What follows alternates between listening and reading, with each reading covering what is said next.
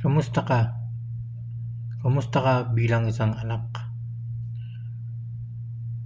Kamusta ka bilang anak ng iyong magulang? Alam nyo nga guys,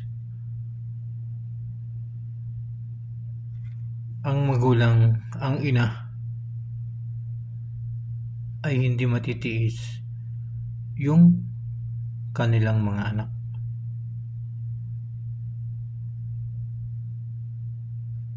Kaya habang nabubuhay tayo at habang nabubuhay pa yung ating mga magulang, yung ating mga inay, yung ating mga nanay, yung ating mga tatay, yung ating mga magulang, ay dapat ay patuloy po natin silang tutulungan at higit sa lahat bibigyan ng tunay na pagmamahal. Kasi alam nyo mga kaibigan, ang magulang ay nandyan yan para sa ating lahat.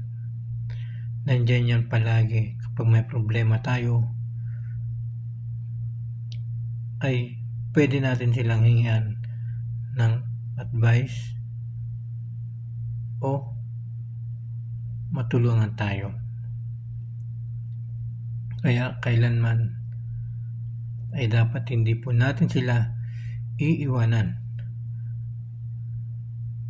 Hindi po natin sila pababayaan kahit na umabot tayo sa pagkakaroon ng sariling pamilya.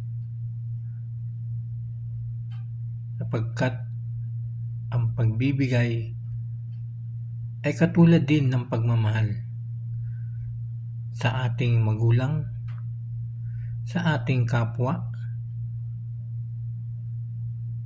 sa ating kapatid, at higit sa lahat, pagmamahal na handa natin ibigay sa ating nanay at sa ating mga tatay o sa ating magulang, sapagkat habang nabubuhay sila, nandoon sa kanilang puso ang pagmamahal at pag-aaruga sa atin noong tayo ay nasa sinapupunan o hanggang sa paglabas natin sa mundo na to. Kaya habang malakas ka, habang umaangat ka sa iyong buhay, na anak na ikaw na nanonood, huwag na huwag po natin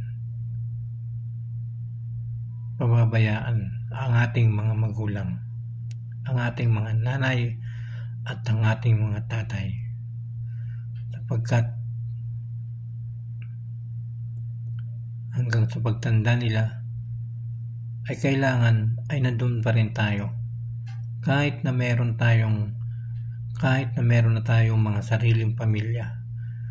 Huwag na huwag po natin pababayaan ang ating mga magulang, sapagkat ang magulang ay iisa lamang yan.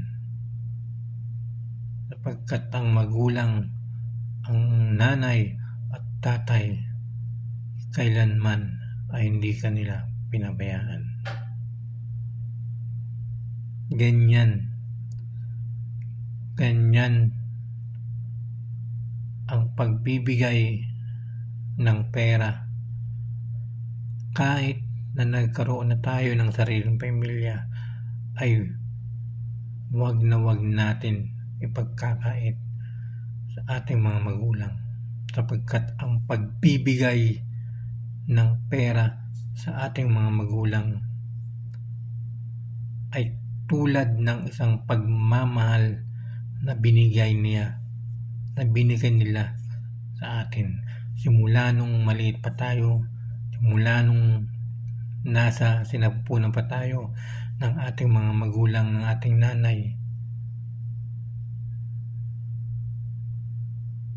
yun ay binigay nila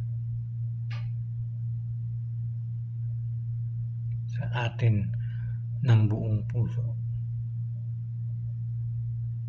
ng buong pagmamahal na dapat ay atin ibalik sa kanila. Kaya wag po natin sila pababayaan. Hanggat nabubuhay po ang ating mga magulang, tulungan po natin sila. Bigyan po natin sila na kahit na maliit lamang po yan, na kapag binigay natin sa kanila ay siguradong masayang masaya sila, sapagkat nararamdaman nila ang pagmamahal ng isang anak, pagmamahal na magiging masaya sa kanilang buhay. Kaya wag po natin sila pababayaan. Ang magulang, ang nanay at tatay ay isang napaka-special na binigay sa atin ng Panginoon. Maraming salamat po sa inyo lahat. Sana po ay meron po kayong natutunan sa ating video na to, na ang anak ay siyang patuloy na magbibigay ng pagmamahal sa kanyang magulang, sa kanyang ina, sa kanyang ama, sa kanyang tatay, at sa kanyang pamilya.